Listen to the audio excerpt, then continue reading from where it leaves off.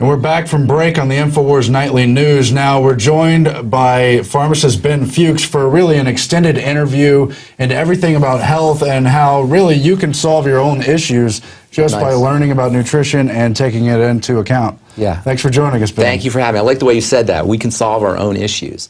Do you ever hear that book, The Constitution of No Authority, by Lysander Spooner?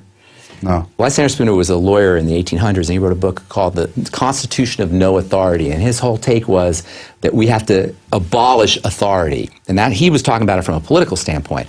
I'm talking about it from a health standpoint. I mean, the word authority always troubled me because the word authority contains the precursor author. So when somebody's an authority, that means they're writing your story. Right.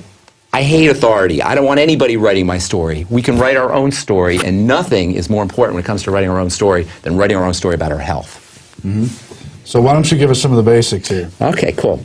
Well, one of the things I like to do is simplify things. In pharmacy school, we always learn how to educate the public. You know, think about it, the most trusted profession every year is the pharmacist. And why is that? It's because we're trained in taking very complicated information about medicine, information that people really don't have a lot of don't really understand, and simplifying it and making it more palatable, making it bite-sized for people to grasp. Well, I do that with nutrition. And the way I do it with nutrition is I take this vast, somewhat confusing subject, somewhat overwhelming subject of nutrition. I mean, it's very easy for people just to throw their arms up and say, I give up. And what I like to do is take that vast subject matter and simplify it into bite-sized components. And the way I do it is with what I call the 8 chapters of good nutrition. The 8 chapters of good nutrition are protein, fat, carbohydrates, fiber, water, vitamins, minerals, and trace nutrients. The first 5 chapters are I call macronutrients. These are nutrients you need a lot of. The last 3 chapters are trace nutrients, like the pixie dust that activates the macronutrients.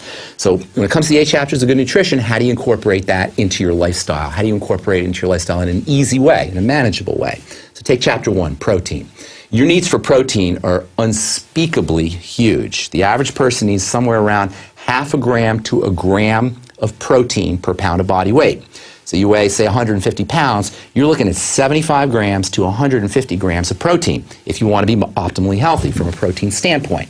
How are you going to get 150 grams of protein? An egg has around 7 grams of protein. So you're looking, right away, you're looking at 20 eggs just to get your protein from eggs. From steak or from hamburger, you cook your protein, you don't even really know what you're getting, but it's very difficult to get those kinds of quantities. In order to effectively and manageably get 75 to 150 grams of protein if you weigh 150 pounds, the only way to do it is to supplement. And the only way to supplement with protein is to make sure that you're getting some kind of quality powder. The most important quality protein powder that you'll ever find is whey protein, by far. Whey is a complex food that contains not just protein fractions and not just all of the major protein components, which are called amino acids, but it contains specifically the kinds of proteins that are important for building things, for building a body. Because when you think about it, what is milk? Milk is a substance that mammals produce to build an adult mammal from a baby mammal. Well, those factors that are building are concentrated in the portion of the milk that's called whey. And they're especially concentrated in the portion of the milk that's called whey protein. And whey protein is so easy to get. It's available in any health food store. It's available through the Youngevity products. And it's really the only way to make sure that you're getting these the concentrated amounts of protein that you need through protein powders. But I mean, people probably know about whey from weightlifting and that kind of thing. Exactly. But it's good for everybody? Heck yes, and I'll tell you why. Number one, if a bodybuilder or an athlete is doing something, we should all be doing it, because just getting your butt out of bed in the morning is an athletic event. Just getting through your day contains an athletic component just to function in your day. So if an athlete is doing something for their performance, you want to think of yourself as an athlete of life, and you want to see what they're doing to improve their performance so you can improve your performance in the athletics of life. So it's true, bodybuilders love whey protein. Why? Because it builds muscle. However, whey protein contains other factors that make this a stupendously important food. Whey protein contains something called lactoferrin, which is a natural antibiotic. Whey protein also contains small components that are called globulins that are important for building the calf's immune system. Well, when you do whey protein, those little globulins that build the calf's immune system, they go into your immune system and do exactly the same thing. So not only do you have proteins and amino acids specific for building, but you have lactoferrin, which is a natural antibiotic, and you have immune globulins that support your immune system, all in one food. That's what makes whey protein the single most powerful food, with the exception perhaps of eggs and human mother's milk. And that's your protein source. Now, some people have a problem with whey protein. Some people have a problem with dairy. If that's the case, you have two options. You can use digestive enzymes, which will sometimes get you around the problem with the allergens in whey protein, or you can use some more exotic forms of whey protein that are more heavily processed. Now, you lose some of the value of the whey protein, but it might be easier for somebody to handle if they have allergies, milk allergies. The second thing you can do is you can go into alternative sources of protein, and there's many. Egg protein is an alternative source of protein. Bean protein, soy protein, not quite as good, but it's an alternative source of protein. Hemp seed protein, again, not quite as good, but an alternative source of protein. Brazil nut protein, pea protein, rice protein. These are all sources of protein that you can use in a supplemental fashion. Now, I'm a big believer in food, but one of the big problems with food is we have to cook it. And we have to process it, whether that processing involves chopping or dicing or freezing or boiling, whatever that processing is. And whenever you process a food, you lose the nutritional value. The beautiful thing about whey protein is you don't have to process it, or protein powders is you don't have to process it. You just add it into water and drink it. By the way, I'm a bachelor. I don't really have time to cook or the inclination to cook. So one of the neat things about whey protein is you put it in water, you drink it, or you put it in your blender and you throw a few other things in and you drink it. One dish to wash, no muss, no fuss. You're well nutriated. That's one of the neat things about supplementing is it's brain fart free, brain damage free. It's easy to do. You just add the stuff to water and you drink it. And that's one of the neat things about nutritional supplements as well, is you can get your nutrients without having to waste a lot of time in the kitchen. As far as food goes, that's a whole nother story, because I think foods are very important. But the less work you give your digestive system, the longer you will live. So the key to longevity and the key to health and wellness is to figure out a way to get lots of nutrients without lots of calories. Calories represent heat and calories represent work. Nutrients are, in a way, they're the opposite. Because your body doesn't have to work, the body actually gets work. The body actually gets energy. The body actually gets the raw materials when you take in nutrients. When you take in calories, the body has to process the calories. Calories represent heat. The body stores those calories. A lot of work goes into the digestive process that is bypassed when you use a nutritional supplement program like whey protein powder. And by the way, that's just chapter 1. There's a lot more to it, but that's just chapter 1. Then you go into fat, and another thing, this is another really important thing. Your brain is constantly reading the blood. So your brain's in the dark. It's in your head. It doesn't know what's outside there. The only way it knows what's in the outside world is by reading the blood that's passing through it. So your brain is constantly scanning the blood for specific nutrients to determine whether you're hungry or not. And when it sees those nutrients, those specific nutrients, it sends the message, hey, we don't need to eat. In other words, it shuts down the appetite. On the other hand, when it's missing those nutrients, it says, go get some food, we're missing nutrients.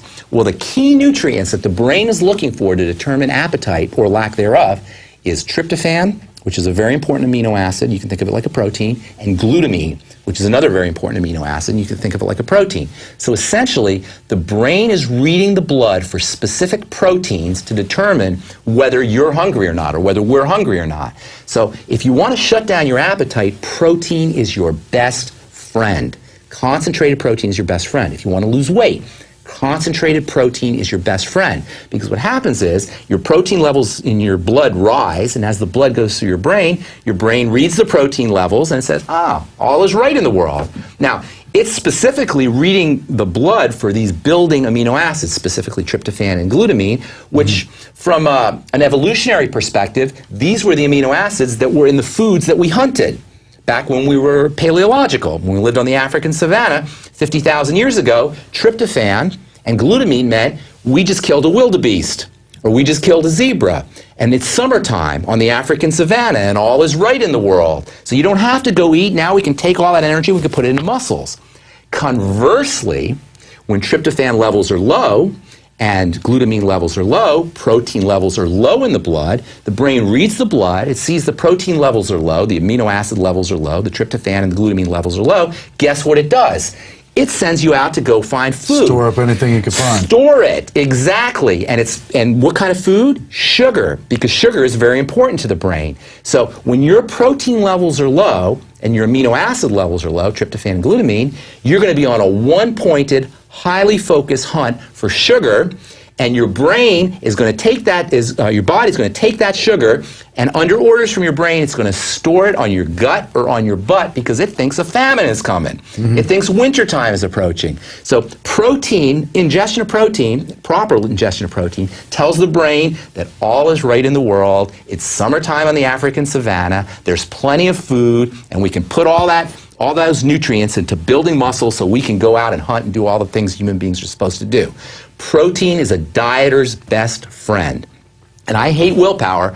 I don't have any willpower, and I don't believe dieting or good health should be a question of willpower. Because to me, willpower is this battle that's going on in your body. And that's not a good thing. You don't want to have a battle going on in your body. Good health should be as easy as a piece of ripe fruit just dropping off of a tree. And when you give yourself high protein, when you give yourself concentrated amounts of protein, 0.5 gram to 1 gram per pound of body weight, you'll find that your sugar cravings just naturally go away. If you don't have enough protein and somebody puts sugar in front of you, you can have all the willpower you want. You're going to have a tough time turning that sugar down. You'll be like, my diet starts tomorrow. And that's what most people do. But if you go to your party where there's going to be the birthday cake or the cherry pie, you go load it up on protein, it's going to be much easier to withstand the cravings and the urges and the drives, which are really hardwired in your interest. Remember, your brain is in the dark. It doesn't know it's in the year 2011 in Austin, Texas. It thinks it's on the African savanna 50,000 years ago. So you have to give the brain what it needs in order to be happy on the African savanna 50,000 years ago. So protein is chapter 1. Can I go on to continue? Let's do it. Okay. Chapter 2 is fats. And just like protein is a dieter's best friend because it'll get you off the sugar, fat is a dieter's second best friend because it'll get you off the bad fat. The good fat will get you off the bad fat. Our body's need for protein is hardwired, and our body's need for fat is hardwired as well. And if you are low fat, if you are deficient in fat, and somebody puts a slice of pizza in front of you, there is no way you are going to be able to withstand that because the drive for fat is built into your brain. So what do? You get yourself essential fatty acids. In nutrition, whenever you hear that word essential, that means your body can't make it. It has to come in from the outside. And there are 2 fatty acids. You can just think of them for simplicity's sake as fats. There are 2 types of fats that are said to be essential because our body can't make it, your body needs it, but it has to come from the outside. If you don't have enough essential fatty acids, whatever fat is sitting in front of you, you're going to go for it because your body's need for fat, like your body's need for protein, is hardwired. So if you want to get off the sugar, you go for the protein. If you want to get off the pizza, or you want to get off the french fries or the fat, go for essential fatty acids. Now, essential fatty acids, the role in the body is tremendously, tremendously important. But one of the most important places where essential fatty acids play a role is they get converted into something called master hormones. And master hormones are hormones that regulate all of the other hormones.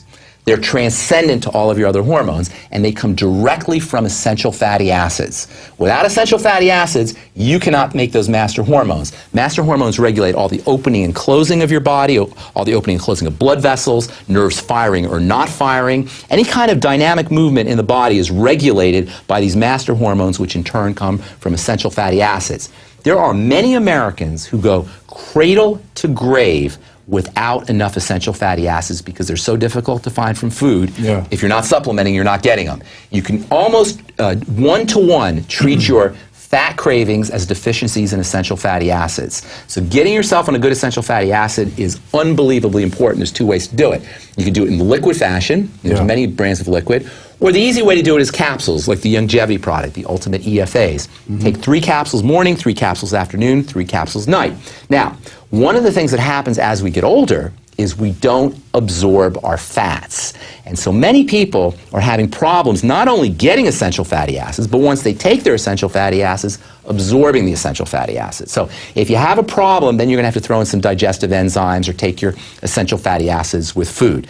But other than that, as long as you don't have a digestive problem, taking essential fatty acids, generous amounts, maybe 9 capsules a day, are one of the fastest ways to demonstrate dramatic improvement in skin health, in blood pressure health, in blood sugar health, and in brain health. And it doesn't take very long. One of the neatest things I like demonstrating to people how powerful this stuff is so they can see for themselves. Yeah. So here's what you do if you just want to have a quick demonstration. Get yourself maybe 9 or 12 essential fatty acids and take them all at once. And let them sit in your stomach for a little bit, let the fats break out of the gel and go into your digestive system. And then see if French fries sound good to you. And I guarantee you, once you get a big jolt of fat into your system, essential fatty acid fat, good fat, you will not be able to eat the French fries. Now, your body is constantly using essential fatty acids, so you're going to feel like French fries a few hours later. But just doing it one time will be enough of a demonstration to show you how powerful nutritional supplementation is for weaning yourself off of the crappy stuff. My favorite thing about essential fatty acids is it makes your skin nice and soft. Now, I've been in the skincare business for a long time. One of the things about skin that most people don't recognize is your skin should never be dry. Let me tell you something. Almost everybody has a problem with dry skin. There are billions of dollars spent on moisturizers in this country which do nothing. The moisturizers don't moisturize the skin. They just a coating of wax or oil on top of your skin. But you shouldn't need a moisturizer because human skin is not supposed to be dry. As soon as you start taking essential fatty acids, you notice that your skin isn't as dry. The best thing about essential fatty acids for women is one of the classic signs of EFA deficiency, of essential fatty acid deficiency, is menstrual cramps. When women get on essential fatty acids, within 2 cycles, their menstrual cramps disappear. And this is something that happens across the board. And even better, and that's a good demonstration. That's a powerful demonstration for a woman who's had cramps all her life. All of a sudden you get her on EFAs, she doesn't have cramps. But even better, when she takes a month off of her EFAs because she gets all cocky and says, I don't get cramps anymore, guess what? The cramps come back. That's how powerful the connection is between these physical manifestations of ill health and nutritional deficiencies. So these are hormonal. Does it work the same for men and women? Absolutely. I mean, does it work in the right respective ways? Heck yes. Men make hormones too. These are, see, here's how hormone works. You have a cell, right? Think of a little circle like you saw in biology class. It's not really a little circle, it's a blob, but think of their little circle like you saw in biology class. Your little circle on the outside of a cell has little spaces. Those are called receptors. And the way a hormone works is a hormone will sit in one of those spaces the way a plug sits in a socket, and it will cause a chemical reaction to happen. Now, it's a little bit simplistic. There's a few other things that happen, but basically, a hormone is like a plug. It sits in a socket. Essential fatty acids go to make or get converted into master hormones. Not hormones, master hormones. Now, what is a master hormone? A master hormone is a component that affects how the plug is going to hit the socket. So without these master hormones, the plug doesn't hit the socket as effectively. None of your hormones work as effectively. Not only that, but essential fatty acids are part of the outside part of a cell. It's called a cell membrane. And that membrane is composed of essential fatty acids. Without essential fatty acids in your diet, the cell membrane becomes dysfunctional, and once again, the plug can't fit into the socket because the cell membrane is out of shape. Thirdly, and this is very, very important, essential fatty acids are oxygen magnets. And this is why they're sitting in the outside part of a cell. Because as the essential fatty acid is sitting in the outside part of a cell, it's attracting oxygen to the cell. It's an oxygen magnet. Oxygen that's attracted to the outside part of a cell can be absorbed into a cell, and the body and the cell can use that oxygen for energy. Essential fatty acids act to trap oxygen, to localize oxygen near a cell so that cell can utilize the oxygen. Cancer can be created by suffocating, robbing a cell of oxygen. So essential fatty acids in the cell are the ways the cell protects itself from cancer. In fact, the most powerful strategy for protecting yourself from cancer is to make sure you're oxygenating cellularly through supplements like essential fatty acids and through the lungs and the respiratory tract by making sure you're breathing correctly, which is a whole other story. So essential fatty acids go to make master hormones. They go to make the cell membrane. They act like oxygen magnets. Tremendously important, and one of the most functional benefits of essential fatty acids is they can get you off of the French fries and get you off the fat. Yeah, that's true. So just with the first 2 chapters, bro, you've now lowered your sugar cravings, reduced your sugar cravings, reduced your cravings for fatty foods. Just the first 2 chapters, you've lost weight. Just the first 2 chapters. And we haven't even got to chapter 3, which is carbohydrates. Now, carbohydrates get a bad rap. Everybody wants to be on low carb, right? Low carb diets. You need more carbohydrates than you need any other food group. In fact, roughly 60% or so of your calories should come from I shouldn't say that. 40% of your calories should come from carbohydrates. The standard, and everybody's going to be a little different, but the standard type of division of macronutrients are 40% carbohydrates, 30% protein, 30% fat. That's a good place to be. So most of your calories should come from carbohydrates, but they have to come from one kind of carbohydrate. And this is one of the most amazing, powerful foods on the planet. And the large bulk of your calories should be coming from this one type of food, and that is vegetables. Vegetables, vegetables, vegetables, vegetables. So most of your calories have to come from carbohydrate, but not the carbohydrates that we're getting, vegetable carbohydrates. And you notice I didn't say fruits, right? I said vegetables, not fruits. The problem with fruits is fruits have been bred, genetically modified, not just recently in terms of genetic modification, but genetically modified for eons, for centuries really, to be super high in sugar and super high in fructose specifically, which is a very problematic sugar above and beyond regular sugar. Fructose has its own problems, and fruits are obviously high in fruit sugar, fructose. So you want the bulk of your caloric intake to come from the calories that you get from vegetables. Vegetables, vegetables, vegetables. Now, there's a couple problems with vegetables. The first problem is a lot of the nutrients in vegetables that come with those carbohydrates are fatty and fat soluble. And if you have any problems with fat absorption, if you have any malabsorption issues, 30% of Americans have fat malabsorption problems, you're not going to get the benefits of those fatty nutrients. And those fatty nutrients are very protective against, protective from the sun and protective from toxicity in the environment. So without those fatty nutrients, they're called bioflavonoids and they're called carotenes, and you probably have heard some of these terms, phytosterols. These fatty compounds that are found in vegetables are supposed to be protecting us from the environment, protecting us from the sun, protecting us from toxins, protecting us from pollution. But if you're not absorbing your fats, you have an intestinal problem, you have Crohn's disease, celiac disease, you're not absorbing your fats on some level, what's going to end up happening is you're going to lose those nutrients, and you're going to be more sensitive to the sun, you're going to be more sensitive to skin cancer and other kinds of cancers, you're going to be more sensitive to environmental toxicities. So what you need to do with your vegetables is you need to mix them with oil. You always want to mix your vegetables with oil, and it's a good idea to slightly heat the vegetables in the oil. Not a lot of heat, but maybe slight steaming. What will end up happening is the nutrients, the fatty nutrients that are in the Brussels sprouts and the broccoli and the cauliflower will come out in the oil and make it easier for your body to absorb.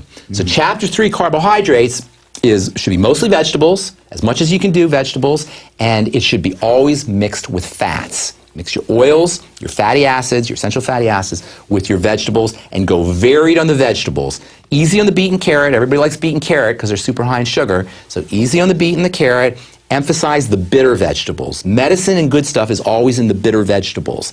And you can make bitter vegetables more palatable by slightly steaming them because you release the sugars in the vegetables. All vegetables have sugars in them, but they're tied up and can't really taste them until you slightly steam them. That's why onions have almost a sugary sweet taste once you start to cook them, or once you heat them a little bit. Same with Brussels sprouts and broccoli. So chapter 3 is carbohydrates.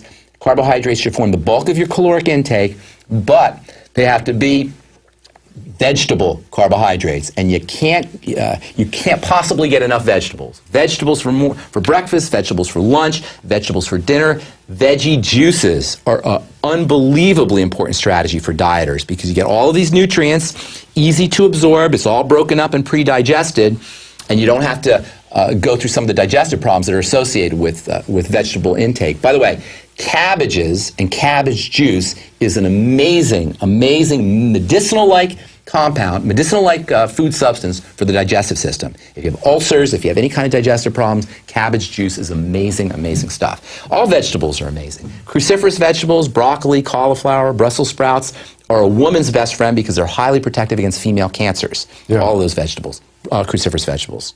But I want to get back to the modern day because there's so many processed foods and the kind of carbs everybody's been eating. I mean, I followed, like you said, the first 2 chapters of this, but just getting on the wheys and the fats, and I personally have had a big transformation. Do you want to talk about that stuff right now? Or about the kind of carbohydrates? Do you want to finish your list? Or? Well, no, this is good. The kind of carbohydrates people are eating. Because you and I were talking off air about how our political system, our governmental system, the hierarchical system that lends itself to totalitarianism, is intimately connected with agriculture and farming. The first empire that we know of, the first empire in recorded history, was the Sumerian Empire, right? Yeah. The Sumerian Empire appeared out of nowhere, by the way. That's a whole other story, how that happened.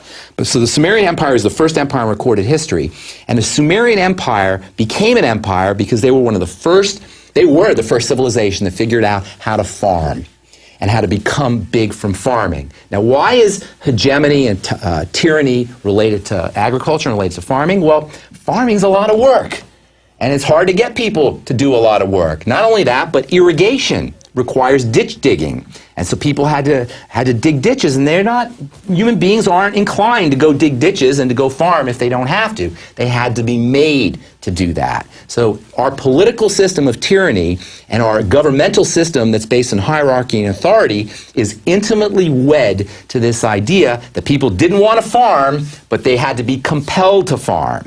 And once we had this compulsion into farming, then we figured out, we didn't have to move around as much. You could have civilizations, you could have towns, you could have cities. So it's in the interest of governmental structure, but it's not in the individual's interest. In the individual's interest, it's to find good sources of food and go to those kinds of food. In the interest of the country, in the interest of the system, agriculture plays a big role. And so we find that wherever, as soon as agriculture came, that's when civilization came, and that's when government came, and that's when political tyranny came. Yeah, and it's interesting, you always see in Egyptian hieroglyphs, for instance, they pay taxes in grain. Exactly. But who do they pay taxes to? Yeah. Exactly. They pay taxes to the government. The individual didn't need it. The individual was fine going and hunting a zebra once in a while, but we got convinced into thinking that our lives would be better off if we were farming and we had food that was local and we didn't have to go out and hunt and forage for food. But our health began to decline as soon as we started to farm, and our health didn't catch up until the turn of the 20th century when we got more protein in our diet. In the Middle Ages, you ever seen those? I don't know if I was telling you, I was telling somebody. In the Middle Ages, sometimes you go to a museum and they'll have little houses or little beds and they show you how people lived in the Middle Ages. The beds were really small, the houses were really small, people were 4'10" and 5'2", and they only lived to be 20 years old in the Middle Ages. Our Cro-Magnon ancestors were big, strong, muscular people. Our hunter-gatherer ancestors were 6 foot tall and muscular. And when archaeologists or anthropologists are looking at bones and they want to date the bones, they look at the bones and they see if the bones were weak or they see if the bones were strong. And if the bones were weak, they say, oh, grain-eating culture. And if the bones were strong, they say, oh, protein, meat-eating culture, hunter-gatherer cultures. So not only did our system of political tyranny emerge with the advent of agriculture, but our decline in health emerged as well. And it didn't catch up until very recently. In fact, arguably, it hasn't even caught up. Yeah, why don't you talk about those founding father quotes? Because I always think about what Henry Kissinger said. Not only that food is a weapon, but that if you control the food, you control the population. Isn't that amazing? And yeah, not only does it go back to the history of agriculture, I mean, it was part of the history of the founding of this country. That's right. Benjamin Rush and Thomas Jefferson, two of the founding fathers who signed the Declaration of Independence, warned against the centralization of medicine. Thomas Jefferson said, if you limit people's ability to access health freely, of their own volition, deciding what they want to do themselves, then you can control the people. Can we pull up those quotes? Very interesting. And Benjamin Rush said the same thing. Benjamin Rush, by the way, is a physician. And he warned about it. Here's that quote. This is Benjamin Rush. The Constitution of the Republic should make special provision for medical freedom. And he said this in 1787. This is amazing to me. To restrict the art of healing to one class will constitute the Bastille of medical science. All such laws are un-American. He says this in 1787. This is amazing.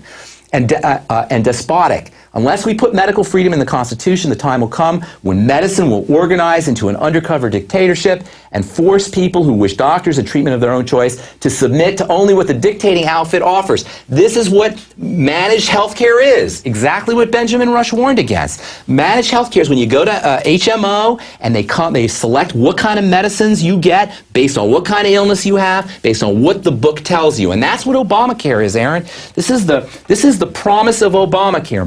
managed healthcare where you go into some kind of institution, you walk in there, the doctor takes your blood pressure, they look in a book and to see what kind of prescription should be dictated to you based on what your blood pressure reading is, based on what your cholesterol reading is, and you get that medicine. And by the way, that medicine is bought in bulk from some pharmaceutical company, and you get to have it, or the HMO gets to buy it cheap if they agree to dispense just that brand for your particular illness. And it's related to the same reason we see the FDA and the other entities trying to intimidate people for growing vegetables and selling raw milk and the rest books. of it. Even they burn books if the books say something that they shouldn't say. Well, yeah, he talks too about locking up the medical knowledge. The alternative stuff we're trying to get out now. That's right. That's right. And that, you know what? That's what the internet is about.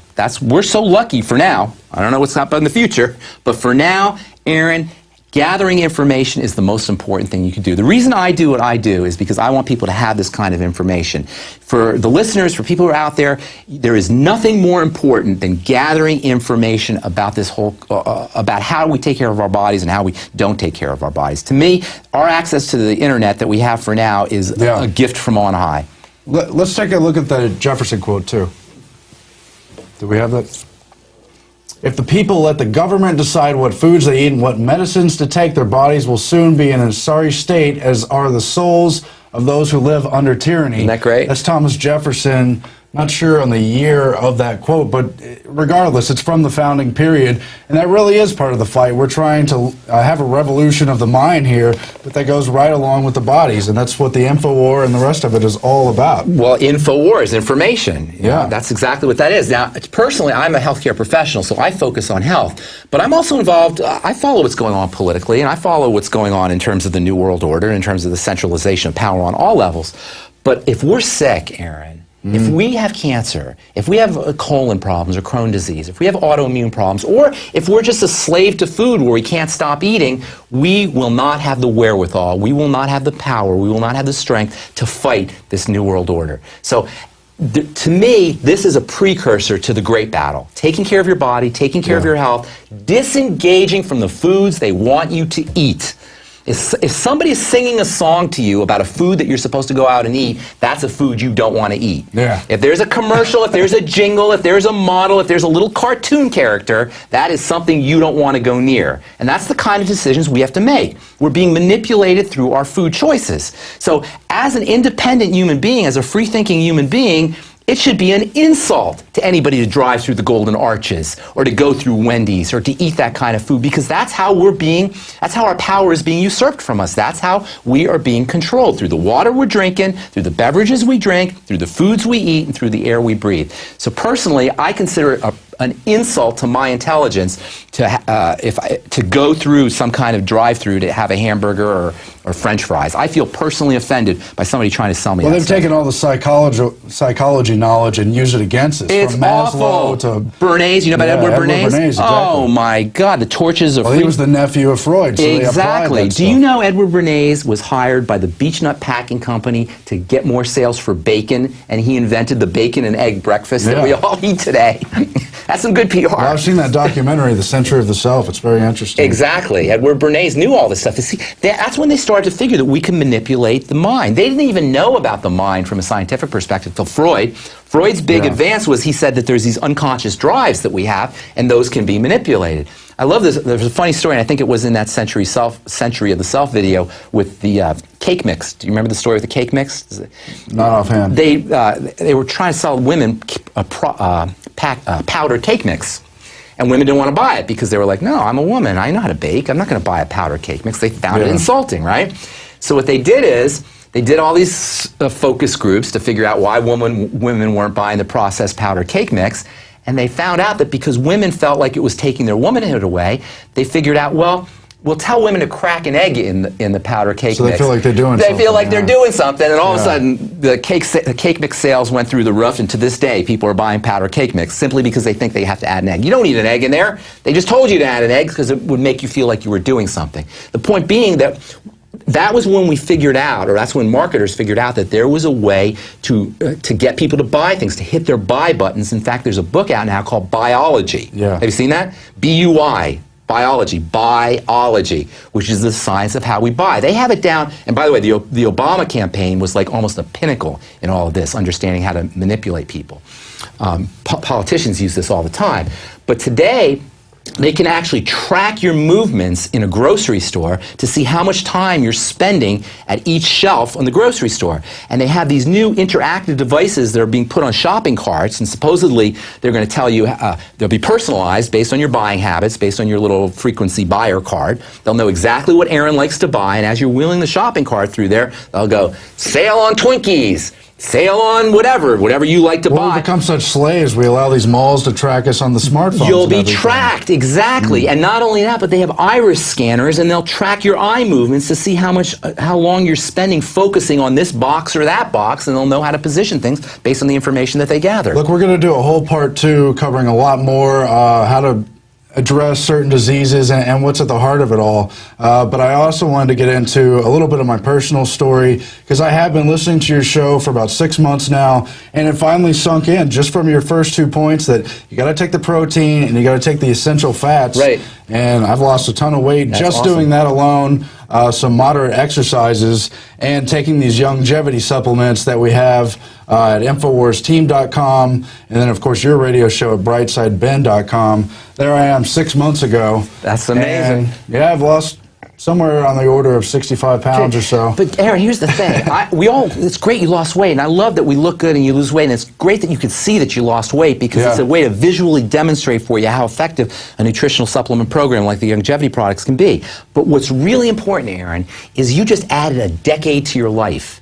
You just reduce your risk of arthritis. You just reduce your risk of heart disease. You reduce your risk of cancer. You reduce your risk of stroke. You reduce your risk of dying from all the things that Americans die from. And I don't care about dying personally. I don't have a fear of death. But what I don't want to happen is I don't want to get a stroke. And I don't want to have an aneurysm. And I don't want to end up in a wheelchair. And I don't want to end up where I can't move my body. And that is the prognosis, unfortunately, of most Americans if they continue down the road that they're on. What you just did, in addition to losing 60 pounds and looking good, you added years to your life and reduced your risk of degenerative disease and breakdown. And to me, that is key. Well, I don't like being a slave to the system either. And then that's another thing. How demeaning it is to be a slave to French fries, or to be a slave to some kind of processed food that somebody is trying to sell you that could care less about you. Do you ever see the person who's making your tacos at Taco Bell? That person could care less about you, and you never want to eat food that is being prepared by somebody who could care less about you. And to me, that's the most important reason for not eating fast food and not eating food that's prepared by somebody where I can't see what they're doing, is it's very dangerous to eat food that is prepared by somebody who A, doesn't care about you, and B, is trying to extract money from you. But it's really true. When I started taking these supplements, the Youngevity and some other good herbs too you could find, I mean, I did not have that craving. That was the only thing that's ever killed those terrible cravings. That's awesome. You know, I never get tired. Thank you for that. I appreciate that. I never get tired of hearing stories like that, but I got to tell you, I hear them over and over and over again. And what seems like a miracle to some folks, to me, it's just the way the body works. Yeah. Well, we're going to get into a whole lot more. You'll see it later this week. But for now, that's it for the InfoWars Nightly News. Stay tuned and visit the website, InfoWarsNews.com. You can become a subscriber. We have a holiday special through the end of the Christmas season where you can get a membership to PrisonPlanet.tv that you can share with 5 or more friends at a very good discount, $39.95 instead of $71.40. You can also get 18 DVDs with that membership, 70% off. 18 physical DVDs in shiny plastic wrappers you can give out to people, give information this Christmas and holiday season instead of Chinese-made plastic junk and otherwise being a slave to that system we were talking about. We'll be back. We'll see you tomorrow. Stay tuned.